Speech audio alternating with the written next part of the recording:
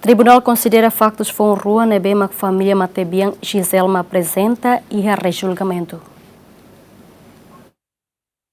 Tuir agenda Tribunal Primeira Instância dele e a loron sanulu resenhida fula novembro atule leitura icus bacaso acidente de tráfego nebe arguido MSC conduz motorizada onde resulta Matebian Zizelma Maria Fátima lá convida e a loron sanu recintolo fulang março tinari rua runulu recin lima e a delta loza funamburasnya oin. Mas be tribunal halofari alteração qualificação jurídico ba factus rua nebe tribunal considera factus foun nebe mak antes latau e acusação Ministério Público. Faktus foun rua makhanesan video CCTV nebe mak tribunal rasik recolha hatudu katak arguido soque Matebian Zizelma e aduni zebra cross no mos declaração sa sincera niang katak e a momento Matebian hetan soque família que evacua vítima ao carreta privado para hospital sem acompanhamento rusi polícia trânsito.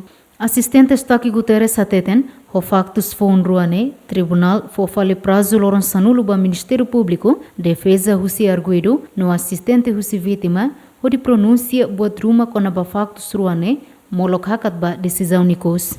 Tribunal reba factus ruane tribunal fo o prazo de 10 dias tanto hau Ministério Público como defesa arguido ninya bele pronúncia com a factus foun bem maka ia baseia ba artigo 79 Código de Processo Penal.